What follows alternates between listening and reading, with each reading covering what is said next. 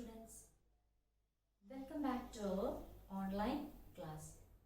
So what are the things we discussed in our last class?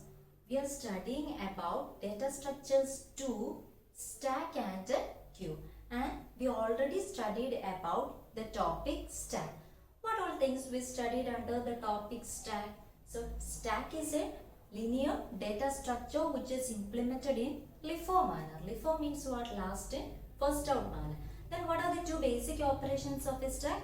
Push and pop. Then we studied how can we implement a stack using a Python program. Then what is the next topic we discussed? We discussed about what all are the applications of a stack. There we studied about the Polish strings, that is the prefix expression and the postfix expression. Then what are the two important applications of a stack we need to study? How can we convert an infix expression to postfix form?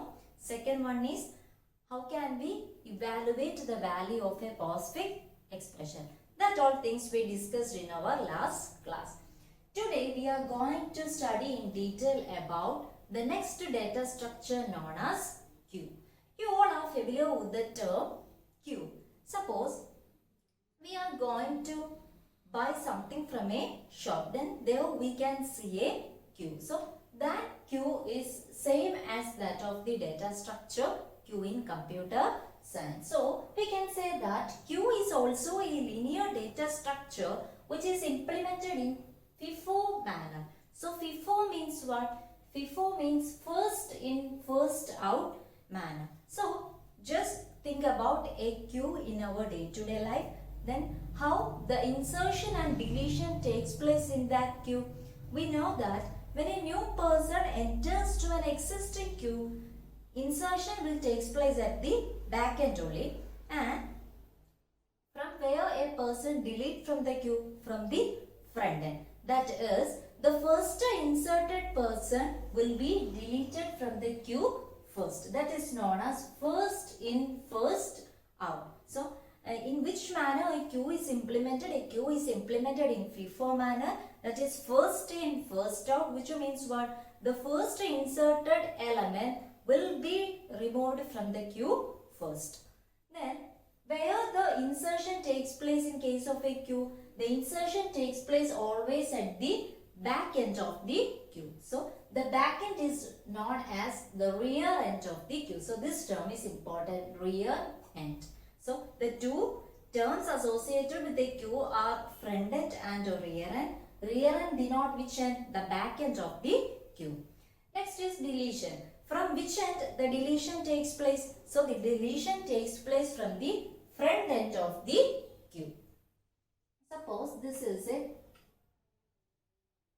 queue, then this is our front end and this is our rear end. So these two consist of element 1, 2, 3 and 4. Now I am adding a new element to the queue, that is 5. So what will happen?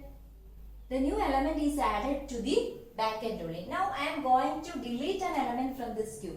From where the deletion takes place? The deletion takes place from the front end only. So that is the peculiarity of a queue. Then what are the two operations associated with a queue? We studied in case of a stack, the two operations associated with the stack are push and pop. Similarly, the two operations associated with the queue is NQ and DQ. What is it? NQ and DQ. NQ means insertion and DQ means deletion. So NQ means what? NQ means insertion and DQ means deletion. So we can say that NQ means inserting an element to the back end or rear end of the queue is known as NQ operation. And DQ means deleting an element from the front end of the queue is known as DQ operation. So what are the two basic operations associated with a queue? NQ and DQ, which denotes what? Which operation? Which denote insertion and deletion operation. So NQ means inserting an element to the back end of the queue. The back end is also known as rear end of the queue.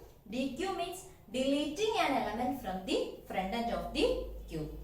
Now, we need to discuss about the three terms associated with a queue. This we also studied in case of a stack. That is peak, overflow and underflow. So peak means what? So peak means it represents the value currently at the front end of the queue without removing it. So the peak operation means what? It will give us the value which is currently occurring at the front position of the queue, and it will not remove that element from the queue. Just give the value that is presently at the front end of the queue. Now is overflow and underflow. So we study about overflow condition and underflow condition in case of a stack. Overflow and underflow, we can say that these are two error conditions. Then what do you mean by overflow?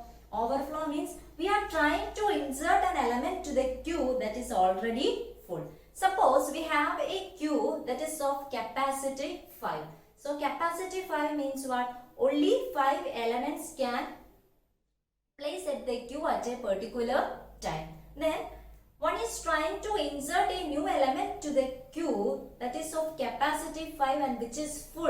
It is not possible. So at that time, which error condition arises? The overflow error condition arises. Next is underflow. Underflow means we are trying to delete an element from the queue that is empty. It is also not possible to delete an element from the queue that is empty. So such condition, such an error condition is known as the underflow condition. So overflow means we are trying to insert. Insertion means what? Insertion means enqueuing. So we can say that the situation when one tries to enqueue an element to the queue that is full is known as the overflow condition, and underflow means what? The situation when one tries to dequeue an item from an empty queue. So these are the two error conditions associated with a queue. So what all things we discuss? We discuss about what is a queue. Queue is also a linear data structure which is implemented in FIFO manner. Then the two basic operations associated with a queue is enqueue and dequeue. Enqueue means insertion. Insertion always at back end, that is also known as rear end. Dequeue means deletion. Deletion always takes place at front end of the queue. Then the three terms associated with the queue is peak, overflow and underflow. Peak means it denotes which element is presently occurring at the front end of the queue without removing it. So the value that is currently takes place in the front end of the queue will be the answer of the peak operation. Next is overflow. Overflow means what? We are trying to insert an element to the queue that is full. Such an error condition is known as overflow. Next is underflow. Underflow means dequeuing an item from an empty queue, that is also not possible. So another error condition arises which is known as underflow. Let us look at an example. Here we have a queue with capacity 4. So capacity 4 means what? The queue can contain 4 elements. So the queue can hold 4 elements at a time. In case of a stack, we studied about the top of the stack. So top of the stack is important in case of a stack. When our stack is empty, we studied top is equal to -1. In case of a queue, similarly that of stack, here we need to remember about two terms. The first one is front, which is denoted by the letter F, and second one is rear, which is denoted by the letter R. So initially our queue is empty. So the indexing of the queue starts from 0, that is 0, 1, 2, 3. And now our queue is empty, so we can say that front is equal to -1 as well as rear is equal to -1. That is an important thing to remember. When our stack is empty, we studied top is equal to -1. Similarly, when our queue is empty, what are the two conditions to remember? Front is equal to -1 and rear is equal to -1. Now, I am going to add some elements to the queue, that is NQA. So, NQ means what? Inserting an element to the queue. So, what will happen? So, this is our front end and this is our rear end. So, insertion always takes place at the rear end of the queue. So, our queue is empty and we are trying to insert first element. What will happen? The front as well as the rear will be incremented by 1. Now front is equal to 0 and rear is equal to 0. That is another condition to remember. Our queue is empty and we are trying to insert an element to the queue. What will happen to front and rear? We can say that the front and rear will point to the same location. That is, front will be incremented by 1 as well as rear will also be incremented by 1. Now our front and rear is equal to 0, which will point to at which index? At the index 0. Next is NQB. Then we studied NQ means insertion. Insertion means inserting an element to the rear end of the queue. So what will happen when the second element is inserted to the queue? The front will not change. And what will happen? The rear will be incremented by 1. Now our front is equal to 0 and rear is equal to what? Rear is equal to 1. What are the things to remember? When our queue is empty, front equal minus 1 as well as rear equal minus 1.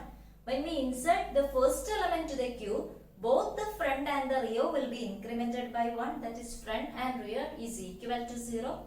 Then after that, when any other elements are inserting to the queue, our front value will not change and the rear value will only be incremented by 1. Now I am enqueuing the element C to the queue. So this will point front and the rear will be pointing to the index 2. So we can say that front equals 0 and rear is equal to 2. Now DQ. DQ means what? DQ means deleting an element from the front end of the queue. So deletion always takes place at the front end. So now we are deleting which element? DQ operations means we are deleting the element that is currently present at the front end of the queue. So this element will be deleted. This element will be deleted. Now our queue consists of only two elements, B and C, and the rear end will not change when we are performing a DQ operation. And what will happen to our front end? The front element is removed. Now the front will point to the next element in the queue. So we can say that when a deletion operation takes place from the queue, the front will be incremented by 1. Now our front is pointing to the element B, which is at index 1. So what is the change that happened to the value F? The value of F changes from 0 to 1. So we can say that when a DQ operation takes place from the queue, the front value will be incremented by 1. Next is enqueuing. Enqueuing an element to the queue. What will happen? The rear value will be incremented and the front value will not change. Now front is equal to 1 and rear is equal to 3. Next is again an enqueue operation.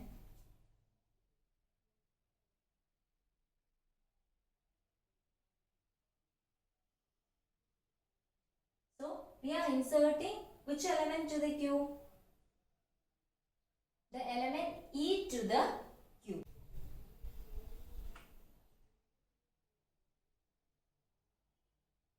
So here we can say that our queue is full. So we are trying to insert an element to the back end. Now the back end is full. So this condition is known as which condition?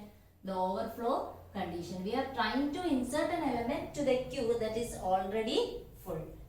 Next is DQ operation. DQ operation means deleting an element from the front end of the queue. So in this case, front equal 1 and rear equal 3, it will not change. The error condition arises, that is queue overflow error condition. Now dequeuing means deleting an element from the front end of the queue. Then what will happen? The front will be incremented by 1, that is front is equal to 2. And what will happen to rear? Rear will not change, that is rear equal 3. Again we are performing a DQ operation. Now what will happen to the front end? Front end will be incremented by 1 and rear will not change. So here front and rear point to the same index location, that is 3. Again, we are deleting an element from the queue. Then what will happen? The element D will be deleted from the queue. Now our queue doesn't consist any element. So whenever our queue is empty, we can say that the front value and the rear value will become minus 1. Again, we are trying to perform a dequeue operation, but when we are looking to our queue, we can see that it is empty. So here we are trying to delete an element from the queue that is empty. Then what error condition will arise? The queue underflow error condition will arise. So here we are trying to delete an element from the queue that is empty. So the queue underflow condition arises. So this is the way to implement a queue. Now our queue is of capacity 4. What are the things to remember? When implementing a queue, we need two variables to hold the front end value and the rear end value. Whenever our queue is empty, the front and rear will be equal to minus 1. Then whenever we are inserting the first element in the queue, the front and the rear value will be incremented by 1. After that, we are placing a new element to the queue. The rear value will only be incremented by 1. And when the element is deleted by the queue, what will happen to the front value? The front value will only be incremented by 1. Now we can see how can we implement a queue in Python program. Before implementing a queue in Python, we can see the two variations of a queue. So first one is normal queue or linear queue. Second type of queue is known as circular queue. So here the elements are inserted in place of a circular manner, or we can say that the queue is in the form of a circular manner, and such type of queue is known as circular queue. So for what purpose we are using a circular queue? So here see, at this point we say that our queue is in overflow condition, which means what? We are trying to insert an element to the queue that is already full. But when we close look at this condition, we can say that the initial position of our queue is empty. So this is a disadvantage of the normal queue. Even though our queue is not empty, it will give us the overflow condition. Why? Because we are incrementing only the front and rear values in case of a normal queue. So in some cases, even though our queue is not full, it will give us the overflow condition. In order to avoid such the disadvantage of the normal queue, we are using a circular queue. So in case of the circular queue, this condition will not arise. In case of Python also, the circular queue is not important because the overflow condition will not arise when we implement a queue in Python. Why? Because we are trying to implement a queue with the help of a list. We know that list is a data structure that is dynamic in nature, because while implementing a queue using a list, that capacity of the queue is not bounded. So we can say that the circular queue is not important in case of a Python. Whenever we are trying to implement queue in some other languages like C and C++, what will happen? The overflow condition may arise even though our queue is not full. In that cases, we are using our circular queue. You just remember the name only. There is some variations of queue. The first one is circular queue, and all the other things is not so important. And another type of queue is double-entered queue. Then what is the importance of the double-entered queue? Double-entered queue is a queue where insertion and deletion takes place at the both ends of the queue. And in case of normal queue, insertion takes place at back end and deletion takes place from the front end. Then what is the peculiarity of a double-ended queue? In here we can insert and delete elements from the queue from both the queue ends. Then double-ended queue is also of two types. The first one is input restricted DQ. DQ, this is the short form of double-ended queue, this DQ. And DQ, DEQUE, QUE, which means deleting an element from the queue. Never confused between these two. DEQUE means it is the short form of double-ended queue, and DEQUE UE means what? It refers to deleting an element from the queue.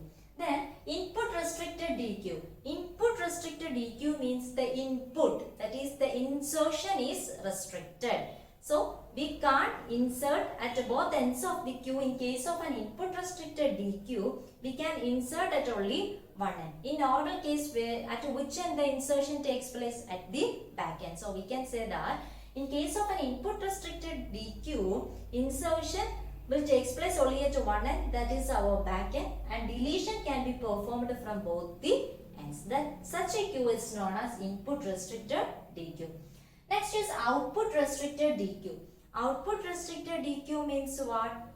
Output means deletion. So deletion operation is restricted there, which means insertion can take place at both the ends and deletion takes place from only one end. So normal deletion takes place from which end? From the front end of the queue. So we can say that in case of an output restricted DQ, insertion can take place at both the ends and deletion can be performed from only one end, that is the front end of the queue. So the two variations of a queue are circular queue and double-ended queue. So circular queue is not important in case of Python, because we are implementing the queue using a list in case of Python, and list is a dynamic data structure.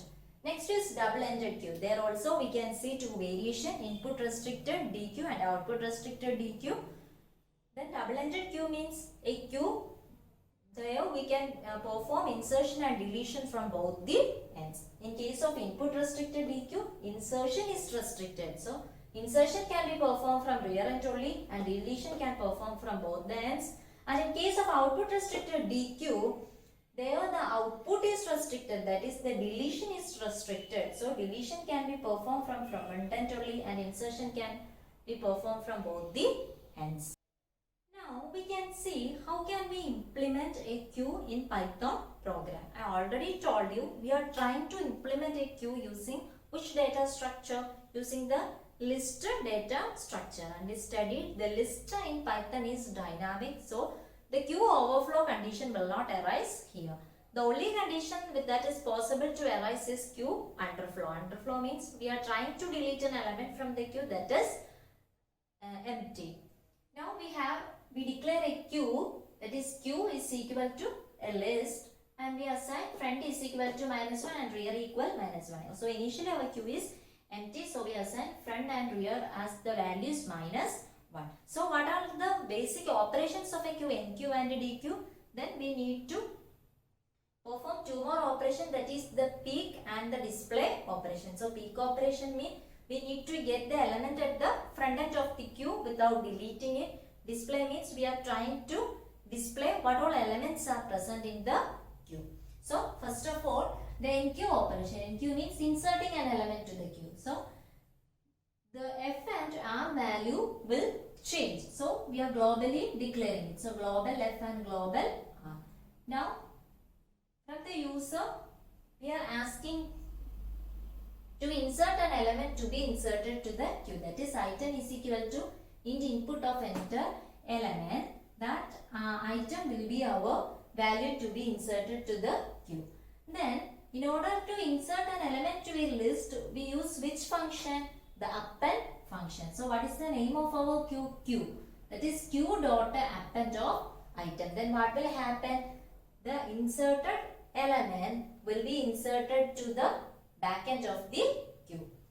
Then after that, what all changes will happen to the queue? If our queue is empty, we can say that the front end and the rear end we need to increment it by 1. If our queue is not empty, only the rear end value will be incremented by 1. Now we are checking whether our queue is empty. That is, if front equal to -1 and rear equal to -1 means which condition we are checking? Whether our queue is empty. If our queue is empty, now we insert a new element to the queue. Then when the first element is inserted to the queue, the front value and the rear value will change. That is, front will be incremented by 1 as well as the rear value will also be incremented by 1. Front equal front plus 1, rear equal rear plus 1. If our Q is not empty, which means what? We are trying to insert an element to the Q that already consists of some elements. Then what will happen? Only the rear value will change. That is, else case, rear is equal to rear plus 1. The rear value will be incremented by 1. This is the NQ operation. Next is DQ. DQ means deletion operation. There also we globally declare F and R. Global F, global R. Now, in order to delete an element from the Q must consist of some elements. So, first of all, we are checking whether our Q is empty or not. So, what is the condition to check whether our Q is empty or not? If front equal to minus 1 and rear equal to minus 1. Both the values are equal to minus 1, which means our Q is empty. So, print empty Q. So, this is our underflow condition. Next is else case. What will happen? We are deleting the element from which end of the Q? From the front end of the Q. So, print Q of F deleted. That is, the value which is currently occurring at the front end of the Q is deleted. Then a deletion operation, what occurs? The front end value will only be incremented by 1. That is, front will be incremented by 1. Front is equal to front plus 1. So, in case of NQ operation, first of all, using append operation, delete the element from the Q. Then after that, we check whether our Q is empty. For Q is empty, both the front value and the rear value will be incremented by 1. Otherwise, only the rear value will be incremented by 1. Then in case of DQ operation, first of all, check whether our Q is empty. If our Q is empty, just print empty Q. Otherwise, print which element is deleted from the Q. That is, Q of F is deleted from our Q. Then what will happen to the front value? The front value will be incremented by 1. Next is peak operation. Peak operation means what? We need to print the value that currently occurs at the front end of the Q and we are not removing it. So, first of all, we are checking whether our Q is empty. That is, front equal to minus 1 and rear equal to minus 1 means our Q is empty. Otherwise, print Q of F. That is the value at the front end. Then, no need to delete that value. Just printing the value at the front end. Then, nothing will happen to our F value and R value. In case of which operation? In case of peak operation. Then, the last operation is display. There also, nothing will happen to the front value and rear value. That is why we are not declaring F and R globally in these two operations. So, this means what? First of all, we are checking whether our Q contain any element to display. That is, if front equal to minus 1 and rear equal to minus 1, print empty Q. Otherwise, we can display the elements of the Q with the help of a for loop. So, for I in range F comma R plus 1, print Q of I. So, this is the loop we are using to display the elements of a Q. In this way, we can implement the Q using Python program. So, what all things we discussed today? We discussed in detail about what is a Q, what all are the basic operations of a Q, then the two error conditions associated with the Q. Then we studied what are the two variations of a Q, that is circular Q and DQ. And we also discussed about how can we implement a Q using a Python program. So, here we finish our 6th chapter. So, what all things we discuss in our 6th chapter? We discuss in detail about stack, its applications, then Q. That's all for today.